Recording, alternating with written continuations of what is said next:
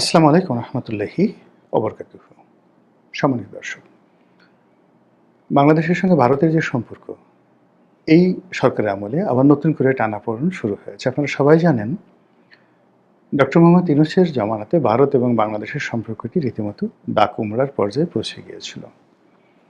সেই সম্পর্কের ভিত্তিতে আমাদের ব্যবসা-বাণিজ্য, আমাদের পর্যটন, আমাদের চিকিৎসা ভিসা থেকে শুরু করে ভারতের সঙ্গে যে সকল চলমান বিষয় গত ১৭ বছরে রীতিমতো প্রাতিষ্ঠানিক রূপ লাভ করেছিল, তা রীতিমতো বন্ধ হয়ে গিয়েছে এবং এখনো পর্যন্ত সীমিত আকারে খুব অল্প পর্যায়ে সেগুলো চালু আছে। যেমন ধরুন, আমরা ভারতের বড়, বড় যে বন্দরগুলো, যেগুলো আমাদের প্রয়োজন, সেগুলোকে আমরা ট্রানজিট হিসেবে ব্যবহার করতে পারতাম এবং বছরে না হলেও $1.5 বিলিয়ন অথবা $1 billion, not less than $1.5 billion আমরা বাণিজ্যিক সুবিধা পেতাম।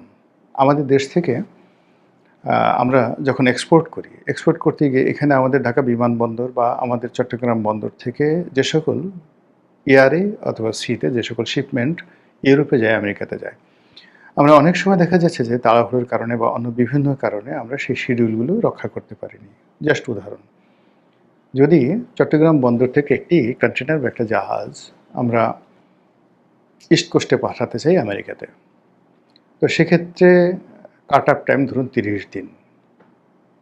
এখন আমাদের গার্মেন্টস মালিকরা দেখা গেল যে এই কাট আপ টাইমের মধ্যে তাদের হাতে সময় আছে 15 দিনের, কারণ হলো প্রোডাকশনে তাদের দেরি হয়েছে। এখন 15 দিনের মধ্যে সে কোনো যাকে বলা হয় সিতে এই মাল পাঠাতে পারছে না, মানে সমুদ্রপথে এই মাল পাঠাতে পারছে না, তাকে এয়ারে পাঠাতে হবে। তো এয়ারে যদি পাঠাতে হয় তাহলে সিতে যদি মালের ভাড়া হয় $1000, এয়ারে এটির ভাড়া হয়ে যাবে $10,000, জাস্ট 10 টাইমস। তখন সে কাজ করে কি, বাংলাদেশ থেকে এই মালটি সমুদ্রপথে বাই ট্রাকে অথবা বাই এয়ারে সে কলকাতাতে, নাভাসিভাতে, মুম্বাইতে, অন্য যে কোনো একটা সমুদ্র অথবা বিমানবন্দরে সে পাঠিয়ে দেয়। তারপরে সে এটাকে ওই কাঙ্ক্ষিত গন্তব্যে ইউরোপে বা আমেরিকাতে পাঠিয়ে দেয়। এতে করে তার যে টাকা সেভ হয়, আমাদের যে লাভ হয়, আমরা হিসাব করে দেখেছি বছরে $1.5 বিলিয়ন অর্থাৎ প্রায় 16 থেকে 17,000 কোটি টাকা বাংলাদেশের লাভ হয়। এটা এক্সপোর্ট এবং ইম্পোর্ট দুটো মিলিয়ে। একইভাবে আবার আমরা যে মালগুলো চায়না, মানে বিশেষ করে ইউরোপ থেকে আনি, আমেরিকা থেকে আনি, ইভেন মিডল ইস্ট থেকে আনি। তো মিডল ইস্ট থেকে যে মালগুলো আনি সেগুলোর যে জাহাজের ফ্রিকোয়েন্সি চট্টগ্রাম বন্দরের সাথে, সেই বন্দরের সাথে ফ্রিকোয়েন্সিটা আমাদের মেলে না। এই জাহাজগুলো মধ্যপ্রাচ্য থেকে কখনো শ্রীলঙ্কা হয়ে আসে, কখনো কলম্বো হয়ে আসে, ইভেন সাংহাই থেকে যে মালগুলো আসে সেইগুলো এই ট্রানজিট হয়ে আসার কারণে ক্ষেত্র বিশেষে 1.5 মাস সময় লাগে। এজন্য ভাড়া কম পাওয়ার জন্য অনেক ক্ষেত্রে আমরা করি কি, ফ্রিকোয়েন্সি সাংহাই থেকে দেখা গেল কলকাতাতে হলদিয়া পোর্টে, সাংহাই থেকে মুম্বাই পোর্টে যে শিপমেন্টগুলো আসে সেখান থেকে আমরা আবার বাংলাদেশে নিয়ে আসি ফ্রিকুয়েন্টলি। এভাবে আমরা গত 10-15 বছর ধরে ভারতের এই সুযোগগুলো পাচ্ছিলাম। বিনিময়ে ভারত আমাদের কাছ থেকে কী পাচ্ছিল সেটা আপনারা জানেন ভালো। এখানে মূল ব্যাপার হলো যে আমরা তাদেরকে সব ট্রানজিট দিয়ে রেখেছিলাম। কিন্তু আমাদের দেশের সঙ্গে ভারতের যে ব্যবসায়িক সুযোগ সুবিধা, সেখানে চট্টগ্রাম বন্দর বা মংলা বন্দর ব্যবহার করে তাদের 7 সিস্টারে তারা যে লজিস্টিক সাপোর্ট দেওয়ার কথা চিন্তা করছিল, সেটা আসলে ভারতের জন্য কখনোই ভায়াবল হয়নি। টিল না, হয়তো ভবিষ্যতে হতো। অথবা আমরা যে ভৈরব যে বন্দর, আশুগঞ্জ ভৈরব যে বন্দর, নদী বন্দর, এটাকে ভারত ব্যবহার করে এখান থেকে কার্গোতে তারা কলকাতা থেকে মাল পাঠাতো। এই মালগুলো আবার বাই রোডে সেই কুমিল্লা হয়ে তারপরে সেটা সেই সীমান্তে যাকে বলা হয় আগরতলা চলে যেত। তো এটা ওদের ছিল, কিন্তু এটাও যে খুব বেশি ভায়াবল হয়েছে, নট লাইক দ্যাট। এর বাইরে বাংলাদেশ থেকে বাসে করে কলকাতাতে যাওয়া যেত, কলকাতা থেকে বাসে, এটা রেসিপ্রোকাল ছিল, আমাদেরও লাভ হতো, ওদেরও লাভ হতো। আবার বাংলাদেশ থেকে ট্রেনে করে সেই কলকাতাতে যাওয়া হতো, না মানে লঞ্চে করে, আবার কলকাতা থেকে লঞ্চে বা স্টিমারে করে ঢাকা আসা যেত। এই কাজগুলো শুরু হয়েছিল, কিন্তু এগুলো ব্যাপকভাবে চালু হয়নি এবং এই বিষয়গুলো ছিল আসলে রেসিপ্রোকাল। কিন্তু ভারতের সাথে আমাদের দ্বিপাক্ষিক যে সম্পর্ক, সেই সম্পর্কের ক্ষেত্রে 1 নম্বর হলো যে আমাদের ছিটমহল যে সমস্যাগুলো ছিল, সেই সমস্যা শূন্য।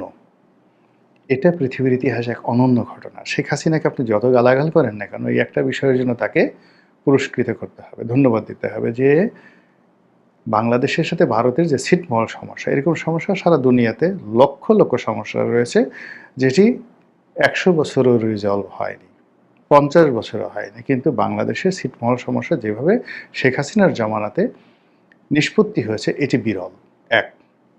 ২ নম্বর হলো যে ভারতের সঙ্গে আমাদের যে সীমান্তে বেরুবাড়ি, আঙ্গরপোতা, দহগ্রাম, এটা নিয়ে যে সমস্যা ছিল, সেখানে যে আমরা নতুন রিশিডিউল অ্যাটলিস্ট ৮ থেকে ১০,০০০ বর্গ কিলোমিটার এলাকা, ১০,০০০ বর্গ কিলোমিটার এলাকা আমরা পেয়েছি। ভারতের কাছ থেকে চিন্তা করতে পারেন ১০,০০০ বর্গ কিলোমিটার এলাকা, কম বেশি হতে পারে, জাস্ট আমি একটা বললাম, ধরুন ১,০০০ বর্গ কিলোমিটার এলাকা, ধরুন ১ বর্গ কিলোমিটার এলাকা আমরা এটা ভারত থেকে পেয়েছি। আচ্ছা, এরপরে ভারতের সঙ্গে মায়ানমারের সঙ্গে আমাদের যে সমুদ্র বিরোধ ছিল, সেই বিরোধও শেখ হাসিনার জামানাতে একটা নিদারুণভাবে আমরা একটা ভালো ফলাফল পেয়েছি, চমৎকার একটি ফলাফল পেয়েছি। এখনও কিছু আনসেটেল বিষয় আছে। তো এই বিষয়গুলো নিয়ে ভারতের সাথে রেল ট্রানজিট, অন্যান্য যে বিষয়গুলো ছিল, সেইগুলো ডক্টর মোহাম্মদ ইউনূসের জমানাতে এসে একেবারে সব মুখ থুবড়ে পড়ে। কেবলমাত্র আমাদের নিত্য প্রয়োজনীয় দ্রব্যের আমদানি, রপ্তানিতে ধস নেমেছে। বাংলাদেশ থেকে ভারতে যে আমরা রপ্তানি করতাম বিনা শুল্কে, একেবারে সম্পূর্ণ বিনা শুল্কে, সেটা বন্ধ হয়ে গেছে। আর ভারত থেকে আমরা যে সকল পণ্য আনতাম, সেই সকল পণ্য আমরা আনছি, বিকজ ওইগুলো ছাড়া আমাদেরও চলবে না আর ভারতেরও চলবে না। তো এই জায়গাগুলোতে আমাদের কস্টিং অনেক বেড়ে গেছে, এবং ভারতের এই বেপরোয়া এক্সপোর্টের কারণে আমাদের যে স্পিনিং মিলগুলো, এগুলো সব নষ্ট হয়ে গেছে। এত কিছুর পরেও ভারতের সাথে আমাদের যে সম্পর্কটি, সেই সম্পর্কটি বর্তমান সরকারের ছিল টপ প্রায়োরিটি। এর কারণ হলো যে আমাদের ব্যবসা বাণিজ্য, শিল্প, সাহিত্য, সংস্কৃতি, মন মানসিকতা, এমনকি বিনোদন, এগুলোর সঙ্গে ভারতের যে একটা ওতপ্রোত সম্পর্ক রয়েছে। আমাদের বাংলাদেশের ভিক্ষুকরা ভারতে যায় ভিক্ষা করতে, সারাদিন ভিক্ষা করে চলে আসে। ভারতের ভিক্ষুকরা বাংলাদেশে আসে ভিক্ষা করতে, এবং সীমান্তে তারা ভিক্ষা টিক্ষা করে চলে যায়। সীমান্তে বিভিন্ন জায়গাতে অন্ততপক্ষে ১০ লাখ লোক রয়েছে, যাদের এই সীমান্ত বাণিজ্যের উপর নির্ভর করে। বাংলাদেশের কাঁচামরিচ ভারতে পাঠাবে, ভারতের ডিম বাংলাদেশে আনবে, এবং ডেইলি এই কাজ করে এক একজনের ৫০০, ১,০০০, ২,০০০, ৫,০০০ টাকা লাভ হচ্ছে। এগুলো নিয়ে সিন্ডিকেট আছে, বড় বড় চোরা কারবারি গ্রুপ আছে। সীমান্তে ১০ লক্ষ লোক মোটামুটি এই শেখ হাসিনার পতনের পরে রীতিমতো মানে না খেয়ে মরার মতো অবস্থা তৈরি হয়েছে। তো সব মিলিয়ে একটা ব্যালেন্স তৈরি করার জন্য ভারতের সাথে যে সম্পর্ক, এটি এই সরকারের একটা প্রায়োরিটি সম্পর্ক ছিল, কিন্তু এটি হয়নি। এটি বরং এখন বুমেরাং হয়ে গেছে। যে দৃশ্য আমরা দেখছি বা যে সকল কথাবার্তা শুনছি, তাতে করে মনে হচ্ছে যে খুব দ্রুত এবং সহসা ভারতের সাথে সম্পর্ক স্বাভাবিক হবে না। এখন এই সম্পর্কটা কী কারণে হলো? তারেক রহমান সাহেবের সঙ্গে তো ভারতের সম্পর্ক স্বাভাবিক হবে, ভালো হবে, এবং এইভাবে একটা চুক্তি, এভাবে একটা কথাবার্তা বলেই তো সেখান থেকে আনা হয়েছিল। এরকম তো বাজারে প্রচলিত আছে। সত্য মিথ্যা বিএনপি ভালো বলতে পারবে। তো সেক্ষেত্রে কেন এরকম হলো? এটা প্রশ্ন। অনেকে বলার চেষ্টা করছে যে বিএনপি ক্ষমতা লাভ করার সাথে সাথে রাজনৈতিক দলকে নিষিদ্ধ করার যে আইনটি পাশ করেছে, যার মাধ্যমে আওয়ামী লীগকে এখন একেবারে পার্লামেন্টে আইন করে রাজনীতি করতে নিষিদ্ধ করা হয়েছে। এটা ভারত ভালোভাবে নেয়নি।